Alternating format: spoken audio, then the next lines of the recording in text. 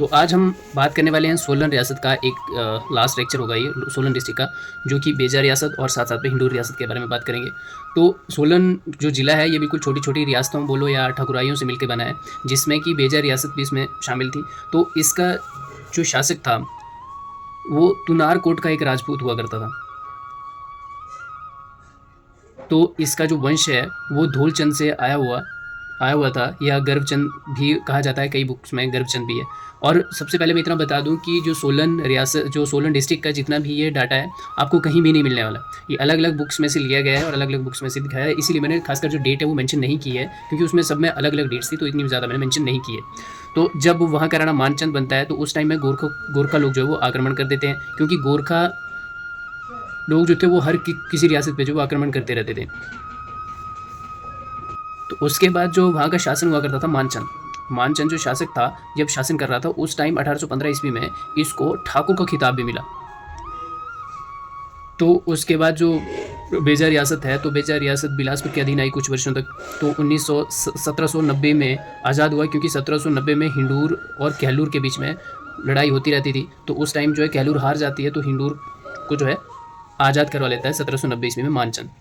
तो जब लक्ष्मी चंद जो है वहाँ का अंतिम राजा बनता है, तो उस टाइम में 1948 में इसको फिर सोलन में मिला दिया जाता है। एक्चुअल में वो सोलन में नहीं मिलाया जाता था, पहले जी महासू का ही पार्ट हुआ करता था, क्योंकि आपको पता है जब हिमाचल का गठन हुआ तो हिमाचल के गठन के दौरान जो है सिर्फ 4 ही डिस्ट्रिक्ट हुआ करती थी। एक सिरमौर थी और एक हमारे पास चंबा थी और हमारे पास मंडी थी, और साथ साथ में महासू जो कि सोलन इसी का ही हिस्सा हुआ करता था। तो महासू की जो छोटी छोटी ये ठकुराइयां या रियासतें बोलो आप, ये थी, ये सिर्फ महासू का ही पार्ट हुआ करती थी। बाद में आकर के जब 1972 में सोलन का गठन किया गया, सोलन डिस्ट्रिक्ट का, तो ये जो है सोलन में मिलाई गई। तो अब इम्पोर्टेंट आती है वो है हिंडूर रियासत। तो हिंडूर रियासत देखो, हिंडूर का पुराना नाम हिंडूर था, लेकिन नया नाम जो है नालागढ़ के नाम से जाना जाता है। ठीक है, नालागढ़ का नाम से जाना जाता है। तो इसकी जो स्थापना है वो की अजय चंद ने। तो उस टाइम यहाँ का राजा जो हुआ करता था अजय चंद था। तो 1100 ईस्वी में हिंडूर की स्थापना हुई, और कहलूर का एक राजा था कल्हाचंद, उसी का ही बेटा था अजय चंद। तो उस टाइम में सारी लड़ाई हुआ करती थी, तो कोई बेटा या कोई भाई अपनी रियासत को छोड़ के कहीं दूसरी रियासत में चला जाता था और वहाँ की स्थापना कर लेता था। तो कल्हाचंद का बड़ा बेटा था अजय चंद, तो उसने हिंडूर रियासत की स्थापना करी थी, जो कि कहलूर से ही अलग हुआ पार्ट है ये हिंडूर। तो इसीलिए देखना हिंडूर और कहलूर के बीच में बहुत ही ज़्यादा रस्साकसी हुआ करती थी।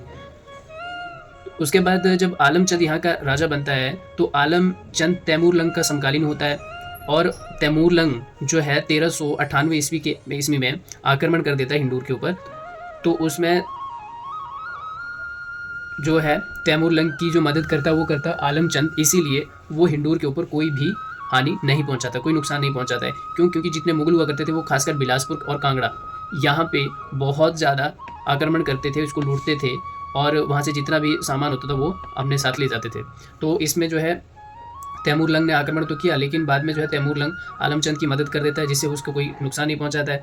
तो उसके बाद जब विक्रम चंद यहाँ का राजा बनता है, तो इसने नालागढ़ शहर की स्थापना करी और राजधानी जो है नालागढ़ स्थानांतरित की। तो ये इंपॉर्टेंट है कि हिंडूर में राजधानी किसी ने नहीं बनाई थी, तो एक विक्रम चंद था जिसने नालागढ़ शहर की स्थापना भी करी, और साथ साथ में आकर के नालागढ़ में ही राजधानी भी स्थानांतरित। तो इसके बाद जो राजा है वो आता है रामचंद। तो रामचंद ने एक तो इम्पोर्टेंट ये याद रखना कि रामगढ़ किले का निर्माण करवाया, ठीक है, और जो शम शहर को ग्रीष्मकालीन राजधानी बनाया। और अच्छा, मैं आप लोगों से एक क्वेश्चन पूछता हूँ कि हिमाचल प्रदेश की ग्रीष्मकालीन राजधानी कहाँ पे स्थित है, कमेंट में जरूर बताना। उसके बाद 1630 ईस्वी में जो सीमा पर कहलूर रियासत ने एक किला बनाया था, तो उस टाइम जो बिलासपुर का राजा था वो था कल्याण चंद।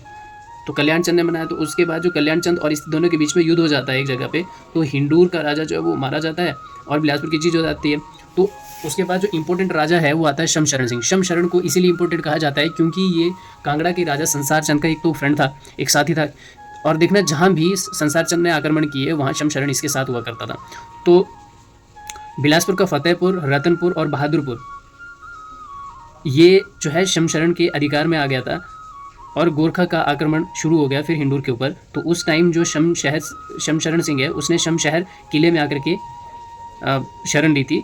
3 साल तक वो छुपा रहा वहीं पे, और 1804 तक जो है हिंडूर जो था वो गोरखों के अधीन आ गया था, मतलब शमशहर जो वो सारा का सारा गोरखों के अधीन आ गया। तो जो कांगड़ा की चित्रकला है वो नालागढ़ में भी विकसित हुई, और डेविड ऑक्टोलॉनी और शमशरण सिंह जो राजा था उसने गोरखों को मिलके ही हराया था। तो उसमें 1857 से 1860 तक जो हिंडूर रहा वो अंग्रेज़ों के अधीन ही रहा था। तो जब गोरखों को मिलके हराया तो उस टाइम में अमर सिंह थापा ने समर्पण कर दिया था मलोंग के किले में 1815 ईस्वी में। तो उसके बाद जो अंतिम राजा बनता है हिंडूर रियासत का वो बनता है सुरिंदर सिंह। और फिर बाद में जाकर के जो हिंडूर है इसको पंजाब में भी मिलाया गया। तो जब पंजाब का पार्टीशन हुआ 1966 ईस्वी में, तो इस टाइम ये नालागढ़ जो है वो हिमाचल में मिलाया गया। और 1972 में जब सोलन डिस्ट्रिक्ट अलग अलग से बना तो उसमें हिंडूर रियासत की जो है उस सोलन में मिला दिया गया। और हाँ, बीच में कुछ ऐसे भी राजा है जैसे विजय चंद आ गया, विजय सिंह आ गया, अजमेर आया जिसने कि अजमेर किला भी बनाया था। और अजमेर किला अभी भी कंट्रोवर्सी में होता है कि वो जब बॉर्डर पे बनाया गया है वो हिंडूर में या कैलूर में, ठीक है। तो लेकिन ये जो हिंडूर का ही एक राजा था उसने बनाया था, तो हिंडूर रियासत में ही ये किला आता है। तो आज हम लोगों ने सोलन डिस्ट्रिक्ट की जो हिस्ट्री थी वो समाप्त कर दी है। अब जो नेक्स्ट वीडियो आएगी वो देखते हैं या तो किन्नौर या लाहौल स्पीति के ऊपर आएगी।